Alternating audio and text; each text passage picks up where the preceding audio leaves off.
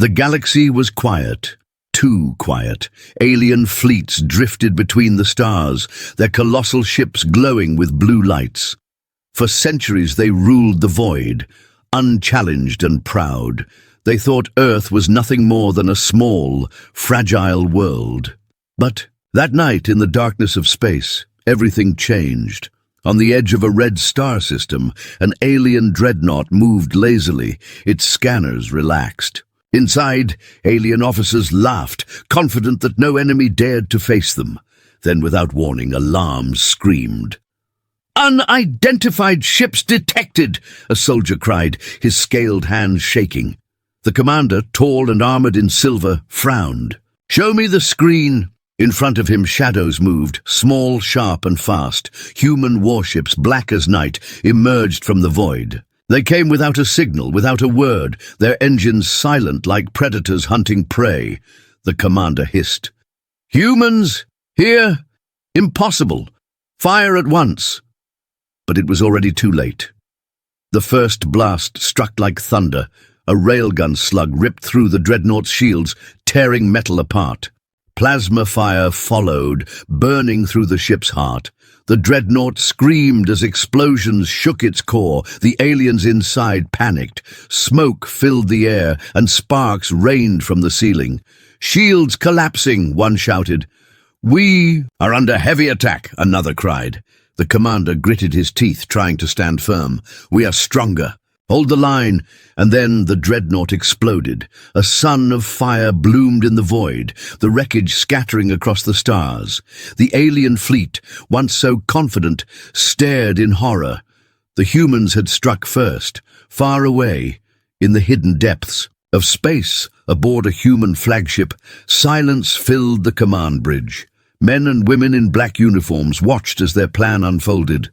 The human admiral stood tall, his eyes sharp, his voice cold. "First strike confirmed. One dreadnought destroyed. The galaxy will know Earth has awakened." The crew did not cheer. They did not smile. They knew what this meant. War had begun. One young officer whispered, almost to himself, "Do you think they'll come for us now?" The admiral looked at him, his face like stone. "They will come with everything, but we will not run. If the galaxy wants to crush humanity, then we will fight until the stars themselves burn out." Back at the alien homeworld, chaos spread like wildfire. In a grand chamber filled with towering rulers, the Council of Alien Species gathered. Voice echoed in the hall. "Humans have destroyed a dreadnought. They dared to strike first." The chamber erupted with shouting. Some voices were filled with rage, others with fear. "This is madness," cried one alien, its skin covered in blue scales. Humans were weak, unworthy of space. How did they gain such power? "They have weapons unseen before," another whispered, its many eyes blinking rapidly. "Rail guns that pierce shields, stealth fleets that appear from nowhere. How could they hide this from us?" The eldest of them all, an ancient being with golden skin, rose from his throne. His voice was heavy. "For too long we believed Earth was small. We believed humans could be broken. We were wrong. Now the galaxy trembles because humans do not wait. Humans strike." The council fell silent. Fear settled in their hearts. Meanwhile, aboard a damaged alien cruiser fleeing from the battle, soldiers argued among themselves. "They fight like no other," one hissed. "They are reckless," another said. "No," the captain muttered, staring at the stars. "They are not reckless, they are desperate. Desperation makes them dangerous." His words hung in the air. Back on Earth, the sky glowed with fire as massive ships lifted into orbit. Families stood together, watching loved ones depart. The people knew the truth now. The galaxy was against them, and Earth had chosen its path. In a war room deep beneath the surface, human leaders argued. Maps of star systems covered the walls. "We should defend Earth," shouted one general. "No," another replied sharply. "Defense will only delay the inevitable. We must attack, always attack. If we do nothing, they will come and enslave us. If we fight, maybe Maybe we survive." The room grew quiet. Then the Admiral entered, his voice cut like steel. "The decision is made.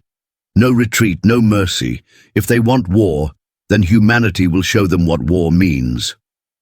The others bowed their heads. The path was set. In the following days, whispers spread across the galaxy. Merchant ships vanished. Patrol fleets never returned. Every alien station near human space reported the same story. The humans were coming, silent and merciless. Some called them demons. Others called them survivors. But one alien commander, speaking to his troops before battle, said the words that echoed through the stars. "They fight like predators. They do not come for land or glory. They come because they have no choice. They fight as if extinction stands at their door, and that makes them the most dangerous enemy the galaxy has ever seen." On a lonely asteroid base, two human soldiers shared a quiet moment before launching again. One leaned against the wall, adjusting his helmet. "Do you think we can win this?" he asked softly. The other soldier, older, scarred from battles on Earth, looked at him with tired eyes. "Win? Maybe not, but fight? Always. That's what makes us human. We fight until the very end." The younger one nodded, his fear melting into resolve. Above them, the stars burned bright. Somewhere out there, fleets gathered, waiting for the next clash. The war had only begun, and in the dark silence of space, the galaxy whispered the same question. What if humanity cannot be stopped? The galaxy had never felt fear like this before. For centuries, the great councils of alien races had ruled without challenge. Their fleets were endless, their weapons unmatched. They believed no world could ever rise against them. And then, Earth struck. The destruction of a single alien dreadnought was not only a loss of metal and soldiers, it was a wound to their pride. Entire systems trembled at the news. Whispers spread from one world to another, faster than light. The humans attacked first. They are not prey anymore. In a massive council hall on the capital world of the Dominion, alien leaders gathered. The room was shaped like a circle, with tall pillars and glowing blue lights. Dozens of species sat in silence, their eyes locked on the speaker's podium in the center. An alien with golden skin and burning red eyes slammed his clawed hand on the table. His voice shook the chamber. "This is an insult to the Dominion. A weak species dares to strike us. They will be erased. Burn their world. Make them an example." Others growled in agreement, but not all. A thin alien with pale skin and too many eyes leaned forward. His voice was soft, but it cut through the noise. "You call them weak, and yet their strike destroyed a dreadnought. Tell me, how many among us could do such a thing with a single fleet?" The chamber fell quiet. Another leader hissed, his scaled body shifting in anger. "They used trickery, ambush, cowards' tactics." The many-eyed alien shook his head slowly. "Or maybe they used something worse, knowledge. They knew exactly where to strike. They knew when. Do you not see? This was not desperation. This was planning." Murmurs filled the room. Doubt began to creep into their voices. Meanwhile, far from the council, an alien survivor drifted in space aboard a broken cruiser. The ship's engines were gone, its lights flickering weakly. Inside, the crew whispered to each other, too afraid to raise their voices. One soldier clutched his bleeding arm. "They came from the dark. We didn't even hear them. Our scanners showed nothing." Another shook his head, trembling. "They fight like shadows. No warning, no signal, just fire and death. I have never seen such silence before a strike." There, Captain sat in the command chair, his face pale. His voice was heavy, filled with something his crew had never heard from him before: fear. "They are not fighting like soldiers. They are fighting like predators." The crew shivered. Back in the Dominion Council, anger and fear collided like storms. "They must be crushed now, before they spread their poison to other worlds," one shouted. "Do not underestimate them," another warned. "If they can strike a dreadnought, they can strike again." At last, the eldest of the rulers rose. His body was frail, his golden robes heavy, but his voice commanded silence.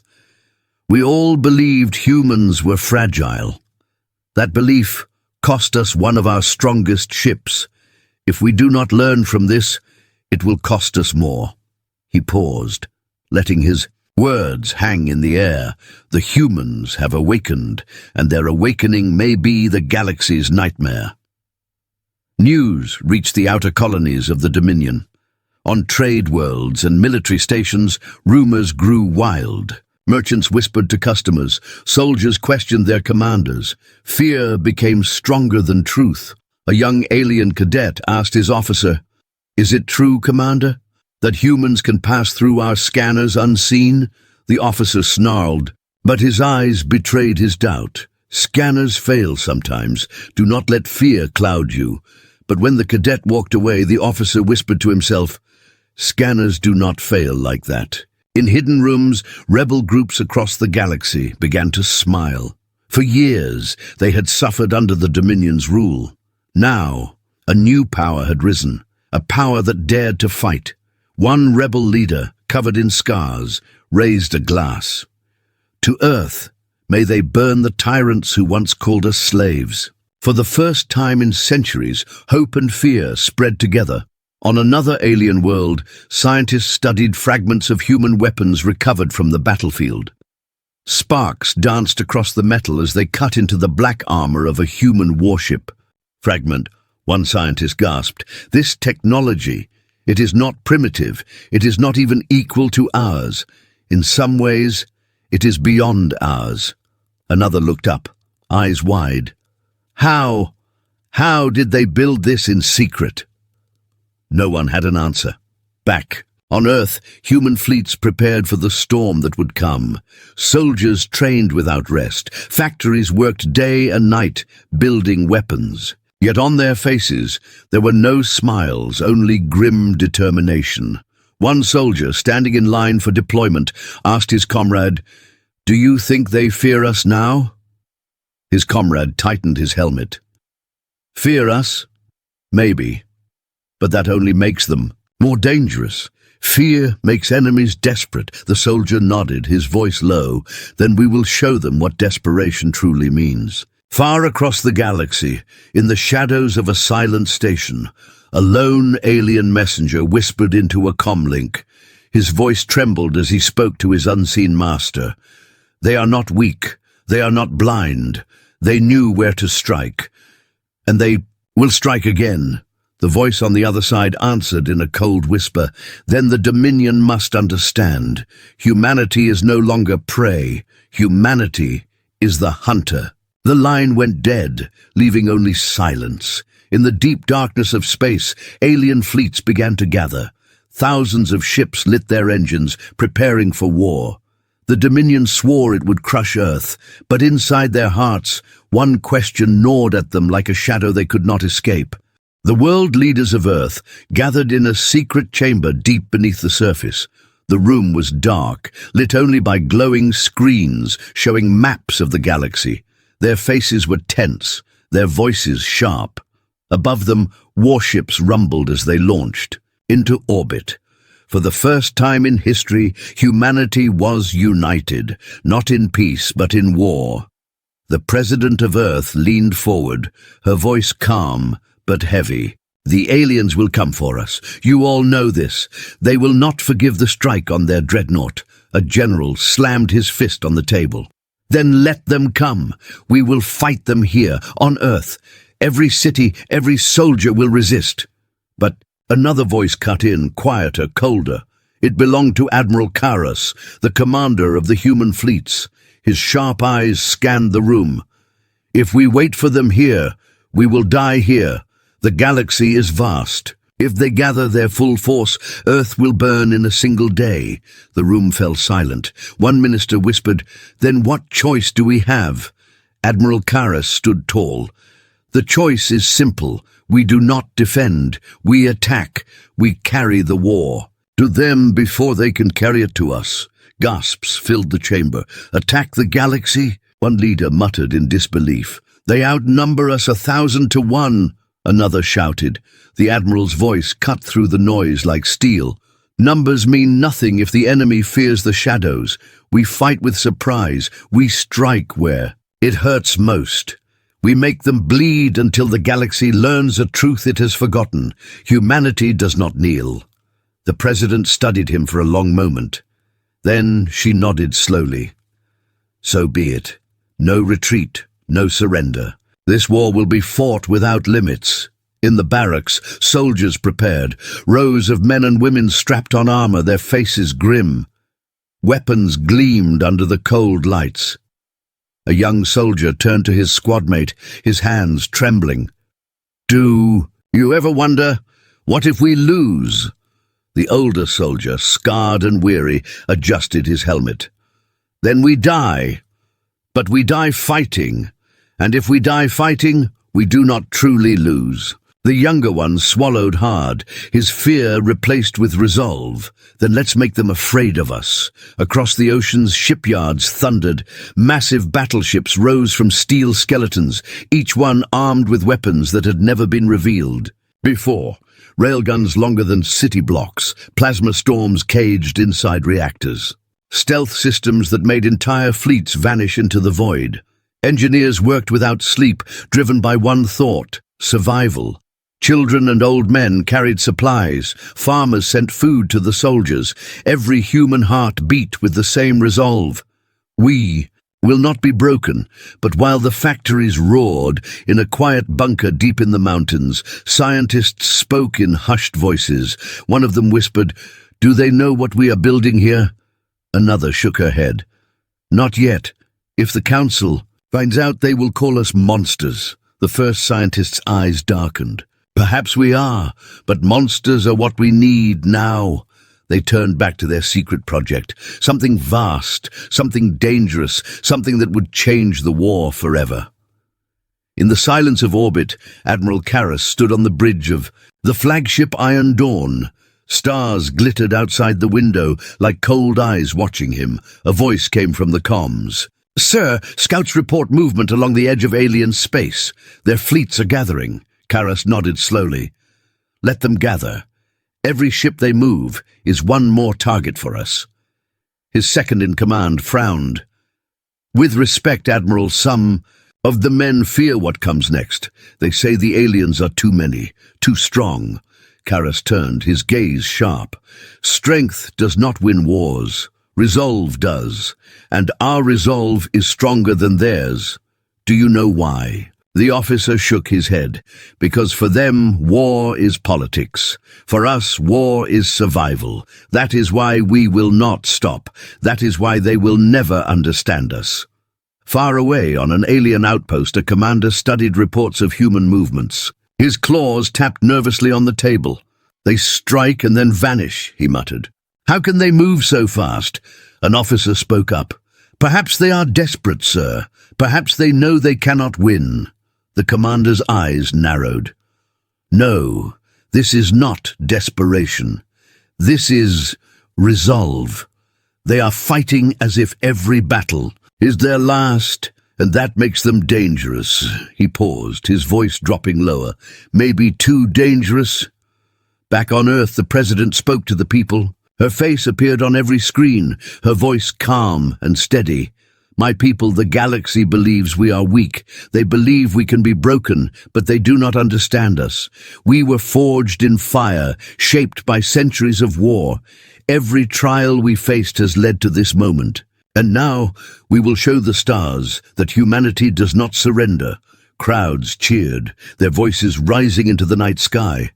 Across cities and villages, hope replaced fear. In the shadows of his flagship, Admiral Karras stood alone, staring into the darkness of space. His hand rested on the glass, his mind heavy with the burden of command. A voice behind him asked, "Do you think we can truly win?" Karras did not answer at first. His eyes stayed fixed on the stars. Finally he spoke, his voice low and cold. "Winning is not the question. Surviving is, and to survive, we must fight without limits."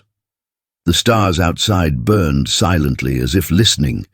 The war was no longer a choice. It was a promise written in fire, and humanity was ready to keep it. The galaxy had begun to move. Alien fleets gathered by the thousands, their engines lighting up the void like endless stars. For the first time in centuries, the Dominion prepared for total war. On a massive command ship, an alien warlord studied the galaxy map. His scaled hands clenched tight as reports flooded in. 3 fleets destroyed by human ambushes. Patrols gone silent. Colonies attacked. He hissed in frustration. How can a single world bleed us like this? A younger officer stepped forward nervously. They know our routes. They know our weak points. Sir, it is as if they have studied us for centuries. The warlord's eyes narrowed. Then we will crush them with sheer numbers. No more waiting, no more underestimating. Send every fleet to Earth's borders. We will bury them under fire. On the other side of the void, Admiral Karras stood inside the human flagship Iron Dawn. His officers crowded around him. The map of enemy fleets glowing on the screen. One officer pointed at the clusters of ships moving toward Earth. They are coming with everything, sir. If they reach us, Earth cannot stand against so many. Karras's expression was cold. Then they must never reach Earth. His second-in-command frowned. We are outnumbered 100 to 1. How do we stop them? Karras leaned closer to the map, his eyes sharp. We stop them not by strength, but by strategy. We do not fight their fleets head-on. We cut them apart, one by one, before they can unite. The officers exchanged uneasy looks, but none spoke against him. In the darkness of an asteroid field, human ships waited in silence. Their black hulls blended with the shadows. Not a single engine glowed. Not a single signal was sent. A young pilot whispered over the comms, "What if they don't come?" The reply came from his commander, calm and steady. "They'll come, and when they do, we strike fast and vanish." Moments later, scanners lit up. An alien fleet of 300 ships entered the field, unaware of the trap waiting for them. The alien commander laughed as his ships moved forward. "No human fleet could stand against us here. We will crush them like insects." Then the darkness itself opened fire. Railguns tore through the first line of alien ships. Plasma storms burned across their hulls. Human fighters darted like knives, striking engines and slipping away. Before the aliens could even respond, half their front line was in flames. "Shields collapsing," one alien officer screamed. "We cannot track them. They disappear into the rocks," another cried. The alien commander's laughter turned to panic. Pull back now!" But it was too late. Within an hour, 300 alien ships had been reduced to wreckage drifting through space. The humans were gone, already moving toward their next target. Word of the ambush spread quickly. In alien command halls, the news hit like thunder. "Ilaketutitatutt." Council leader slammed his fist. 3 fleets destroyed by a fraction of their ships? Impossible. But another alien whispered, trembling, "Not impossible." Human. In the following weeks, more fleets fell. A convoy of supply ships was destroyed in a single strike. A fortress station was left in ruins after humans slipped past its defenses. Even a planetary garrison, guarded by thousands, found itself powerless as human bombers tore through its core reactors. The Dominion was bleeding. Inside a hidden bunker on Earth, leaders watched the reports. Some were relieved. Others looked uneasy. One minister asked, "How long can we keep this up? Every strike we make, they become angrier. Every victory we earn, they bring more ships." Admiral Karras spoke without hesitation. "Good. Let them come. The more ships they send, the more they lose. Rage is not strategy. Fear is not strength. They do not understand us, and that is why we will win." The president's voice was firm. "This is our turning point. We will not stop until the galaxy knows what it means to challenge humanity." Far from Earth, in a shadowed chamber, alien commanders gathered in secret. They whispered like frightened prey. "We cannot continue like this. Every battle costs us too much. They are bleeding us with tricks and traps. Tricks, another snapped, or brilliance. Perhaps they are not as primitive as we believed.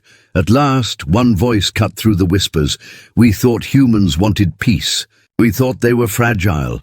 But no, they are predators, and predators never stop once the blood is spilled. Silence followed. Every commander felt the truth in those words. On the edge of the Orion Belt, the largest alien fleet yet assembled. Prepared to crush the humans, thousands of ships gathered, weapons charged.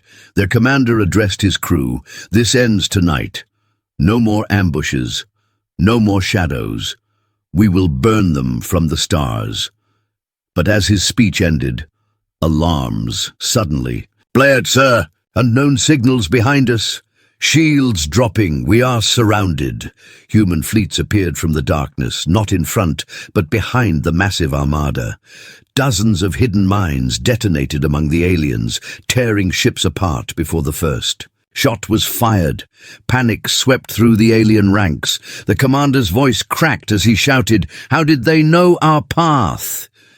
The answer came not from his officers, but from a human broadcast cutting through the comms. The cold voice of Admiral Karras echoed across the void. "You thought we would face you head-on. You thought we would fight by your rules. But this is not your war.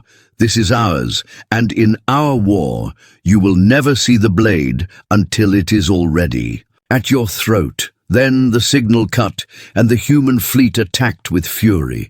By the time the battle ended, the great alien armada was gone. The galaxy had watched. The galaxy had learned. And for the first time in living memory, the Dominion was forced to retreat. Humanity had turned the tide. But in the silence after victory, Admiral Karras stood on the bridge, his eyes fixed on the wreckage drifting through. The void. His voice was low, meant only for himself. This is only the beginning. The real war is still to come. The war no longer had borders. It spread like fire across the stars. Planets that once shined with peaceful lights now burned in smoke and ash. Alien fleets jumped from system to system, desperate to crush humanity, but every step forward left them weaker. For every world they attacked, 2 of their own colonies fell. In the heart of a Dominion war room, alien commanders shouted over each other. Holograms of destroyed fleets filled the air. "We lost the Carthus system," one cried. 15 colonies gone in a single week," another roared. "They strike our supply lines, our fuel depots, our stations. Every time we move, they bleed us again." The warlord at the center slammed his claws down. His voice shook with rage. "We are the Dominion. We cannot be beaten by a single planet." But another commander, his face pale, whispered, "It is not a planet we fight. It is humanity. And humanity fights as if they have nothing left to lose." On the battlefield, this truth became clearer with every clash. In the black skies above a mining world, alien troops rained fire upon the ground. Cities collapsed, mountains cracked, oceans boiled. They thought the humans defending would retreat. Instead, the defenders held their ground until the last breath. One alien officer, watching the battle from his dropship, muttered in disbelief, "They know they cannot win, yet they do not surrender." His commander growled, "Then they are fools." But even as he spoke, human soldiers triggered explosives hidden deep beneath the planet's surface. The entire mining world erupted in a chain of fire, destroying not only the defenders, but half of the alien occupation force. "Fools," the officer whispered, staring at the flames. "No, they are something worse." From orbit, human fleets struck back with merciless precision. Entire alien shipyards were torn apart before they could launch a single vessel. Human fighters slipped past defenses and planted bombs in the heart of enemy stations. Even heavily fortified worlds fell, one after another. Everywhere the same message spread: the galaxy is burning, and humanity holds the torch. On Earth, factories screamed day and night. Children worked alongside engineers carrying parts and fuel. Farmers gave their harvest to soldiers. Cities lived under blackouts, their lights kept dark to save power for the warships above. A mother whispered to her son as he prepared to leave for battle, "Do not be afraid. Fear is what they want. Remember, you are human." The boy nodded, his hands trembling as he carried his rifle. In the Dominion Council chambers, fear turned into desperation. One alien ruler shouted, "They attack our homes, our families. They are butchers." Another answered bitterly, "Did we not plan the same for Earth?" Silence followed. None could deny the truth. At last the elder ruler spoke. "We believed humans were prey, but prey does not fight like this.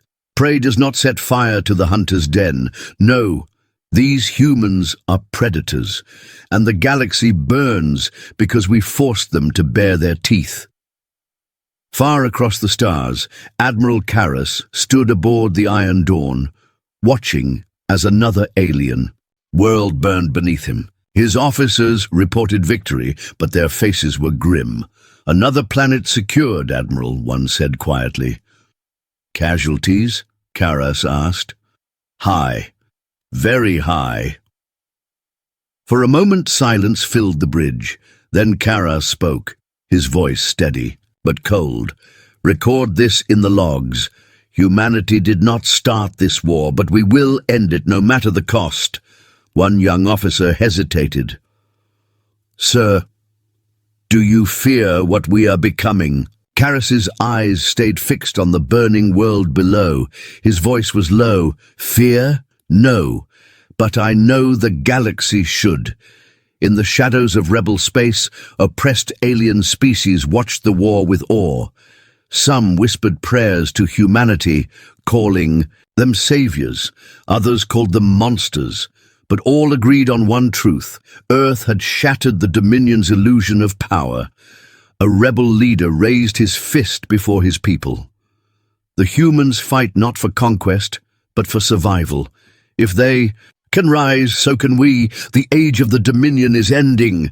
His followers roared in agreement. Across the galaxy, resistance began to spread. But even as humanity's victories grew, so did the cost. On a barren moon, a group of human marines held the line against endless alien waves. Out of ammo, out of supplies, they fought with knives, with fists, with fire torn from broken ships. One marine, bleeding and tired, laughed bitterly as he raised a shattered weapon. "They wanted war without limits," he said, his voice cracking. "So let's give them war without mercy." His squad cheered weakly, their faces grim but unbroken. They knew they would not survive, but their defiance lit a fire that spread across human ranks. In the Dominion's grand palace, the warlord stood before a massive window, staring into the stars. His advisors whispered around him, voices filled with fear. One finally dared to speak. "If this continues, we will lose everything." The warlord's claws tightened against the glass. "No, we will not lose. We will burn every human world, every human child, until nothing remains." Another advisor shook his head. "You do not understand. It is not humanity's worlds that burn. It is ours." The warlord turned, his eyes filled with rage, but deep inside, even he knew the truth. The galaxy was drowning in fire. No world was safe. No fleet was untouchable. Humanity had become a storm, and the storm was spreading. And yet, even as the fires grew, Admiral Karras looked out into the void and whispered to himself, "This is not victory. This is survival, and survival will demand even darker things before this war is done." The galaxy shivered, for the truth was clear. Humanity was not only fighting to live. Humanity was teaching the stars the cost of underestimating them. The galaxy burned, and the flames were only rising. The galaxy was breaking apart. Whole star systems lay in ruins. The Dominion fleets were shadows of what they once were, their mighty dreadnoughts reduced to drifting wrecks. Human banners hung on captured worlds, and yet, even in victory, humanity felt no triumph. They had survived, but survival had left scars deeper than any wound. On the flagship Iron Dawn, Admiral Karras stood before his officers, the glow of burning stars reflecting in his eyes. "Report," he ordered, his voice steady but heavy. "Dominion forces retreating beyond the rim," an officer said. "Their council is shattered. They are trying to regroup, but, sir, they have no strength left." Another officer added, "Our own losses are severe. Half our fleets destroyed. Entire colonies gone, but Earth stands." Karras nodded slowly. For a moment, silence filled the room. Then he asked the question that weighed on every heart. "Have we won, or have we only survived?" No one answered. Far away, inside the ruins of the Dominion's palace, an ancient alien ruler sat among the ashes of his empire. His body was weak, his voice broken, but his eyes were sharp. When the human soldiers entered, weapons ready, he raised his hands. "Do you believe you are victors?" he rasped. A young soldier stepped forward. "You started this war. You gave us no choice." The ruler gave a bitter laugh. "And still you do not understand. We warned you not to fight because we knew what you were. Not prey, not even predators, something far worse." The soldiers exchanged uneasy glances. "What do you mean?" The old ruler coughed, his words slow and heavy. "Your kind was made for this. Long before you walked your planet, long before you built your first fire, someone shaped you, engineered you for war." The words spread like wildfire through the human ranks. Whispers turned into fear. On the Iron Dawn, Admiral Karras listened to the report. His officers stared at him in disbelief. "Engineered," one whispered. "For war," another added. Karras's jaw tightened. Speculation. Lies meant to divide us, but deep inside, a seed of doubt had already been planted. In a hidden chamber beneath the Dominion archives, human forces uncovered something stranger still, records older than the Dominion itself. Holograms showed experiments, blueprints of soldiers with human features, notes written in languages no one alive could fully read. One scientist gasped as the images played. This is humanity. These records are millions of years old." "Impossible," a soldier muttered. The scientist shook his head, his voice trembling. "Not impossible, created." That night, Karras stood alone in his quarters, staring at the data. His hands shook as he read the words burned into the ancient record. Project Humanity. Designed for adaptation, designed for conflict, designed to outlast. He whispered the truth aloud, his voice heavy with dread. "We were not born for peace, we were built for war." The next day, his officers confronted him. "Sir, if this is true," one began. Karras cut him off. "If it is true, it changes nothing. We fight because we must. We fight because they sought to erase us. Does it matter why we were made?" "But Admiral," another said, "what if the galaxy learns? What if they see us, not as survivors, but as monsters?" Karras looked at them with cold eyes. "Then let them. Better to be feared than forgotten." Across the stars, alien survivors whispered of humanity's dark secret. Some fled to the far edges of the galaxy, fearing the rise of a species built only for war. Others sought alliance, hoping to stand beside humans rather than against them. One rebel leader stood before his people, voice filled with awe and terror. "They were not born as we were, they were made, and if they were made to fight, then no empire, no tyrant, no dominion will ever break them." His words spread like fire, and with it both fear and hope grew. But among the humans themselves, questions lingered. On Earth, a mother told her child the truth. The boy asked, "Does that mean we are not real? Not natural?" The mother knelt, placing her hand on his cheek. "It means we are strong. It means we were given the power to survive. What we do with that power, That is what makes us human. The boy nodded, his small face hardening with a courage beyond his years. On the Iron Dawn, Admiral Karras gathered his fleet for one final message. His voice carried through every ship, every colony, every soldier still standing. They thought to destroy us. They failed. They thought to erase us. They failed. And now they say we were made for war. Perhaps that is true. But if so, then war is our gift, and we will use it not to conquer, but to endure. He paused, his eyes burning with quiet fire. Let the galaxy fear us. Let them whisper in the dark. For we are humanity. We do not bow. We do not break. And as long as we live, the fire will never die. And so the war ended, not with peace, not with mercy, but with revelation. Humanity had not only survived the Dominion, they had uncovered the secret of their own existence. They were weapons shaped by forgotten hands. They were survivors forged in blood and fire. They were the nightmare the galaxy had feared all along, and as the stars watched in silence, one truth echoed across the void. Humanity was not finished. Humanity was only beginning.